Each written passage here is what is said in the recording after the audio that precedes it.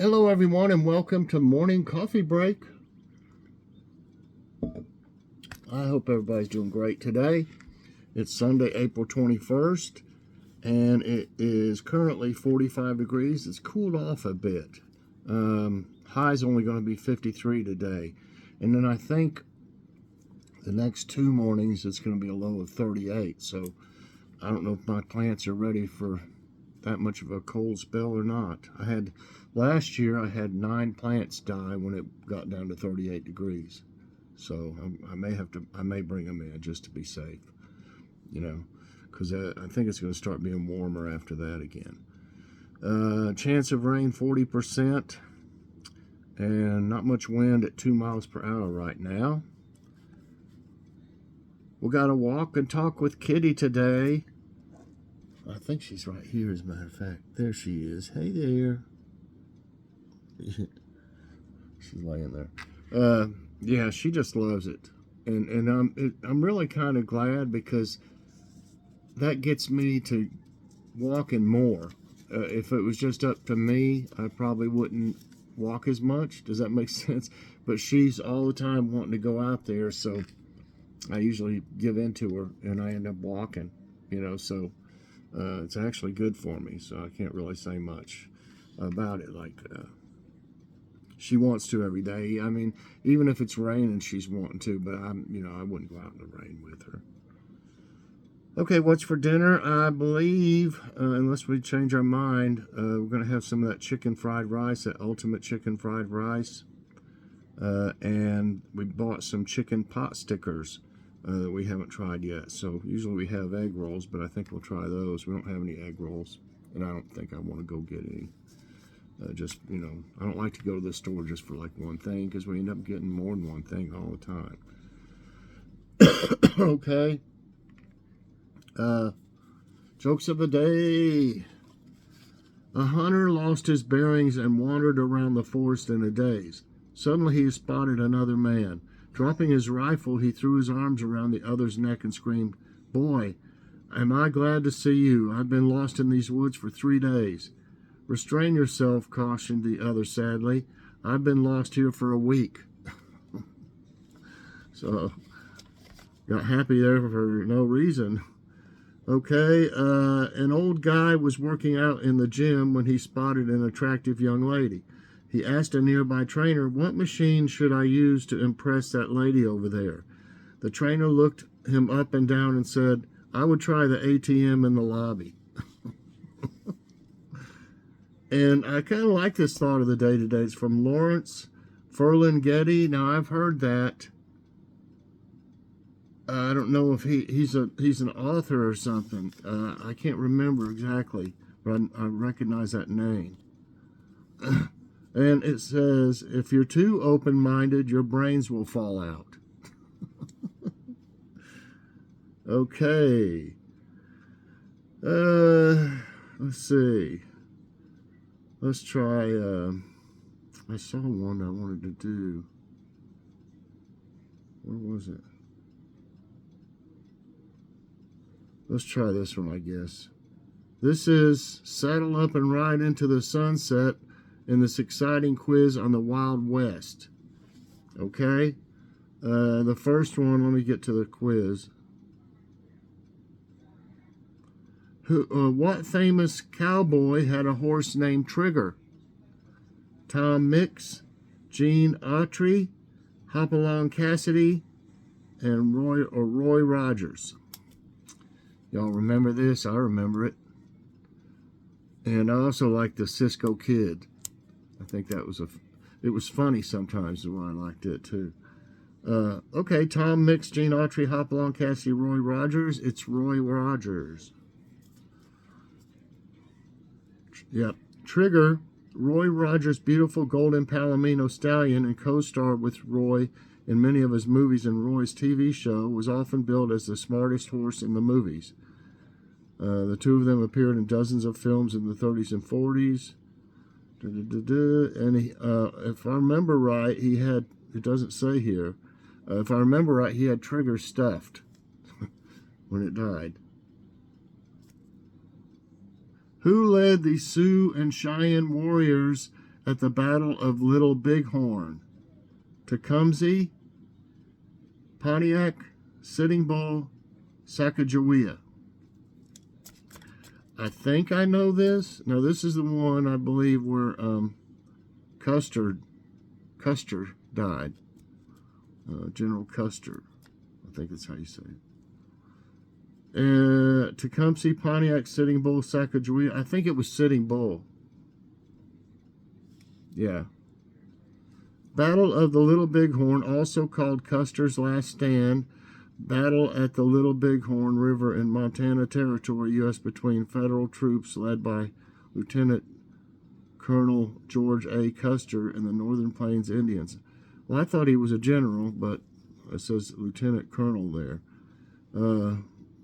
Custer and all the men under his immediate command were slain. Yeah. Which frontier city in the Old West was famous for its lawlessness? Dodge City, Abilene, Pendleton, Amarillo. Was it most famous for its lawlessness? Well, I tell you, watched Gunsmoke enough to know that there was lots of lawlessness, but Matt Dillon, he'd be on top of it. I'm just going to say Dodge City because that's what I think it is. And it's right. Newspapers in the 1870s crafted Dodge City's reputation as a major theater of frontier disorder by centering attention on the town's single year of living dangerously, which lasted from July 1872 to July 1873. It just talks about a bunch of them, you know, gunshot wounds, 18 men died, all this and that. Which of these classic Western movies starred Steve McQueen? It's got a nice picture there. I like that. Let's see if I can get that without any glare. Okay. Tombstone. Django. I think that's how you pronounce that. The Wild Bunch, The Magnificent Seven. You know, I think I had a similar question and I got it wrong. Now I can't remember. I'm trying to remember.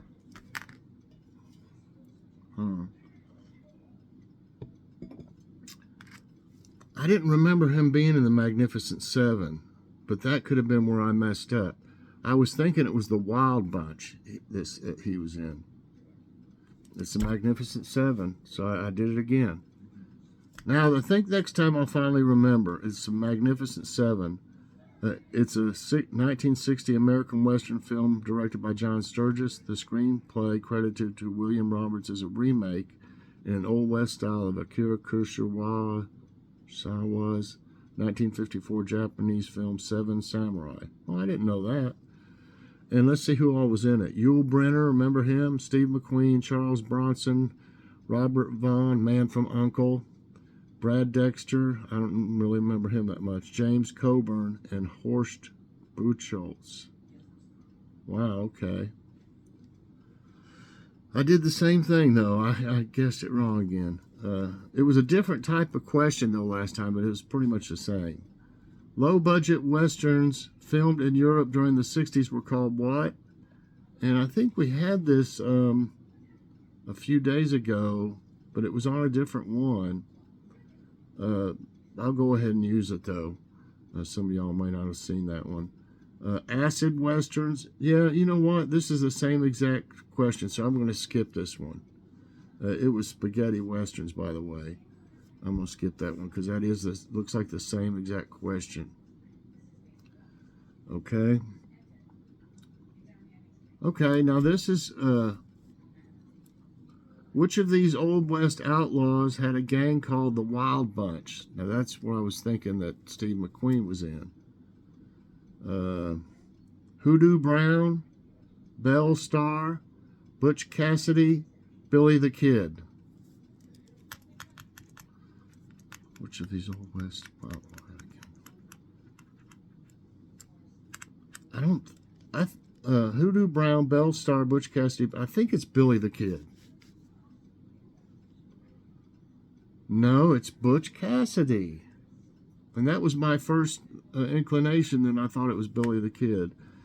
Okay, Butch Cassidy's Wild Bunch was one of the loosely organized outlaw gangs operating out of the Hole in the Wall near Casey in Wyoming, a natural fortress with caves with a narrow entrance that was constantly guarded. Where was the classic 1966 movie The Good, the Bad, and the Ugly filmed? If y'all remember that's been watching me a while, I did a short, and that's one of the pictures that was in the short, and it had Clint Eastwood, and then it had that other guy that's always in him. I can't remember his name. And it would go from this guy to Clint to that guy, and then I put my picture in it, and I was like, I had some kind of wild look on me, like that or something. In my shorts, it's in my shorts playlist. Okay, so where was it filmed? The Good, the Bad, and the Ugly. Mexico, Spain, New Zealand, Japan.